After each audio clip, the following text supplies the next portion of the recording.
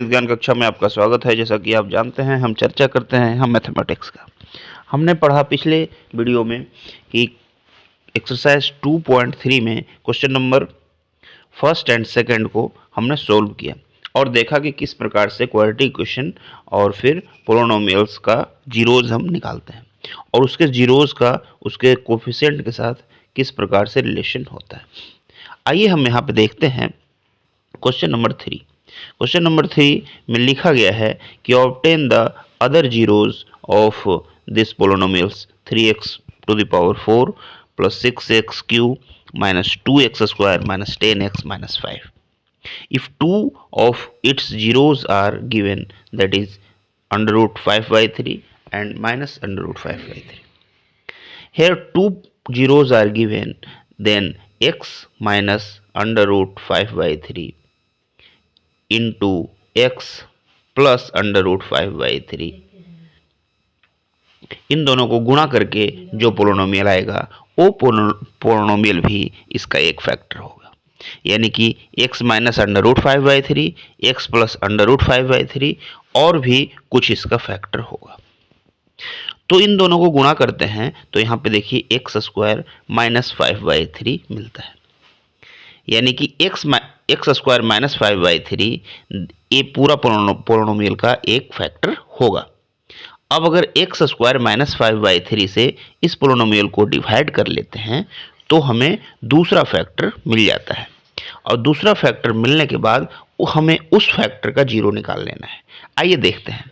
देखिए इस प्रकार से x minus under root 5 by 3 और x plus under root 5 by 3 को गुणा किया, एक्स स्क्वायर माइनस 5 बाई 3 आ गया और इस प्रकार से हम देखते हैं कि एक्स स्क्वायर माइनस 5 बाई 3 एक फैक्टर होगा ये पूरा पोलिनोमियल का। Therefore we divide the given polynomial by this one, जो हमने चर्चा पहले कर चुके हैं।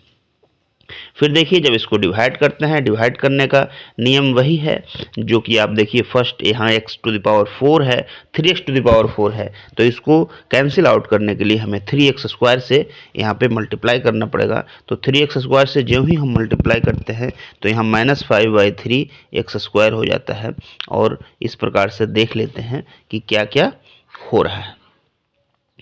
तो यहाँ इस तरह से अगर 3x स्क्वायर से करेंगे तो 3 से 3 कैंसिल हो जाएगा, माइनस 5x स्क्वायर हो जाएगा जो कि यहाँ पे लिखा गया है और 3x to the power 4 minus 5x square और यहाँ सिमिलरिटी को बनाने के लिए 0x लिख दिया गया है। बाकी इसका कोई मतलब है नहीं, एक्स स्क्वायर के नीचे आप लिख सकते हैं। 3x टू द पावर 4 तो कैंसिल आउट हो जाएगा और ये माइनस का नीचे का साइन चेंज हो जाएगा, प्लस हो जाएगा और ये आपका 5 माइनस 2 यानी कि 3x स्क्वायर हो जाएगा। तो एक्स क्यू का टर्म हो जाएगा और एक्स स्क्वायर का टर्म हो जाएगा। नेक्स्ट जो हमारा स्टेप रहेगा वो रहेगा कि एक्स क्यू के टर्म्स को कैंसिल आउट करना है।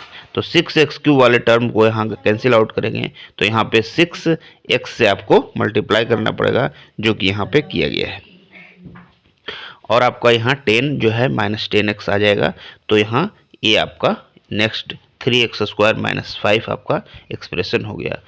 फिर यहाँ पे प्लस 3 से अगर करेंगे तो देखिए किस प्रकार से 3x स्क्वायर और माइनस 5 आ गया और ये दोनों के दोनों कैंसिल आउट हो गया और आपका शेष यहाँ पे 0 आ गया। इसका मतलब है कि एक्स स्क्वायर माइनस 5 बाई 3 इसका एक पूरा फैक्टर है और दूसरा जो हमारा आ गया वो आ गया 3x square plus 6x plus 3।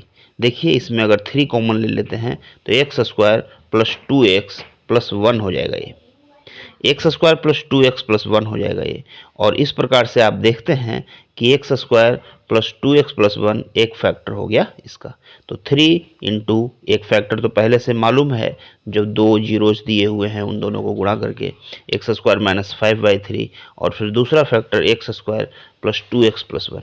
अब देखिए x square plus 2x plus 1 जब जीरो होगा तो क्या होगा कि ये हो जाएगा x प्लस 1 का होल स्क्वायर और x प्लस 1 का whole square is equal to 0 यानी कि x is equal to minus 1 और x is equal to minus 1, यानी दोनों रूट जो है शेष दोनों रूट जो है वो इक्वल होंगे और वह x is equal to minus 1 के बराबर होगा। अब हम यहाँ पे चारों रूट को लिख सकते हैं जो कि दो रूट तो पहले से दिए गए हैं जो हैं आपके 5 under root 5 by 3 minus under root 5 by 3, एक हो जाएगा माइनस 1 और चौथे भी माइनस 1 हो जाएगा। इस प्रकार से चारों रूट यहाँ पे हमने उसका फाइंड आउट कर लिया। 2 तो दिए हुए थे और 2 हमने उसको डिवाइड करके निकाल लिया।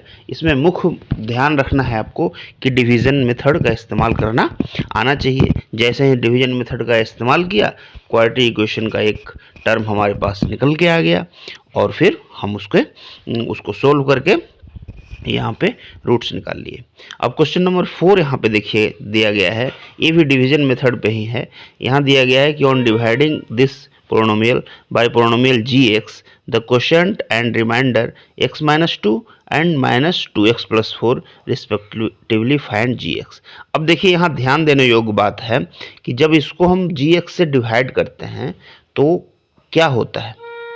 एक तो ध्यान दीजिए कि भाज्य बराबर भाजक गुने भागफल जोड़ शेष, यानी कि dividend is equal to divisor गुने कोसेंट प्लस रिमाइंडर। ये बात को यहाँ पे ध्यान रखना है।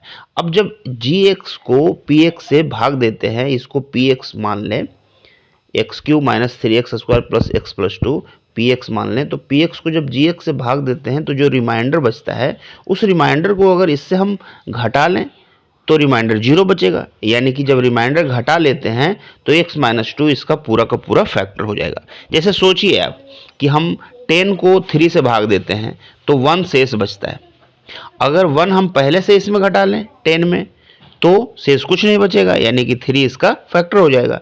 ठीक उसी प्रकार यहाँ पे इस वाले पोलिनोमियल्स को अगर gx से डिवाइड करते हैं तो माइनस 2x प्लस 4 जो है रिमाइंडर बचता है।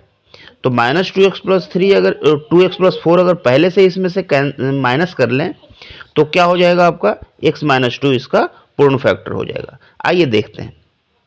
Quotient x minus 2 remainder minus 2x plus 4, तो dividend is equal to divisor into quotient plus remainder. भाज्य बराबर भाजक गुने भागफल जोड़ शेष, वो वाला जो हम फार्मूला है उस ध्यान में रखेंगे। जैसे देखिए यहाँ 10 को भाग देते हैं 3 से, 3 3 जा 9 और 1, तो क्या हो जाता है 10 is equal to 3 into 3 plus 1, यानी भाज्य बराबर भाजक गुने भागफल जोड़ शेष। इस तरह से आप ध्यान में रखिए, ये मेन फार्मूला है।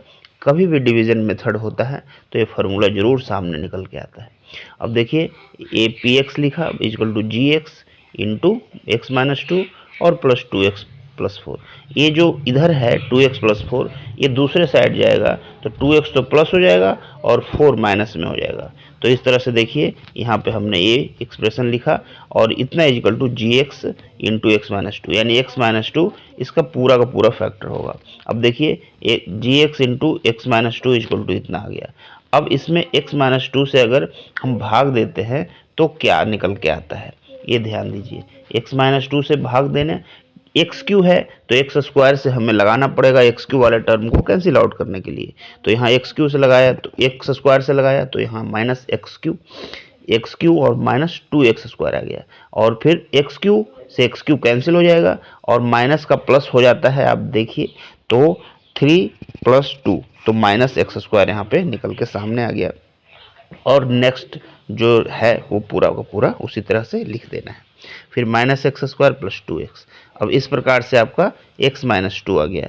अब नेक्स्ट जब हम माइनस एक्स से लगाएंगे तो ये देखिए x माइनस 2 आपका अगर 1 से लगाएंगे तो x माइनस 2 ही ये हो जाएगा और 0 शेष बच गया, यानी x माइनस 2 इसके पूर्ण फैक्टर है। और दूसरा फैक्टर जो है हमारा वो निकल के आ गया सामने x square minus x plus 1।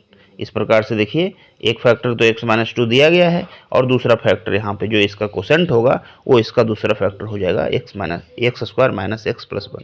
यहाँ देखिए दोनों आपका क्वेश्चन जो थर्ड और फोर्थ दोनों है उसमें डिवीज़न मेथड केवल डिवीज़न करना आना चाहिए, कैंसिल आउट करना आना चाहिए। तो आज इतना ही रहा, आगे हम चर्चा करेंगे क्वेश्चन नंबर 5 का, फिर एक्सरसाइज 2.4 का। तो फिर ये एक्सरसाइज जो है चैप्टर नंबर 2 पूरा कंप्लीट हो जाएगा। इसमें मेनली हम देखें क्वाड्रेटिक इक्वेशन और फिर पोलिनोमियल्स का डिवीज़न देखें कि दो पोलिनोमियल्स को किस तरह से आपस में डिवाइड करते हैं, रिमाइंडर क्या है, कोसेंट क्या है, डिवाइजर क्या है, डिविडेंड क्या है, दोनों के बीच क्या रिलेशन है। सबसे मूल रिलेशन जो है dividend is equal to divisor into quotient plus remainder, इसका ध्यान रखना है और फिर आगे बढ़ना है। तो आगे हम मिलेंगे फिर अगली कक्षा में एक्सरसाइज 2.4 को लेकर के। तब तक के लिए नमस्कार, धन्यवाद।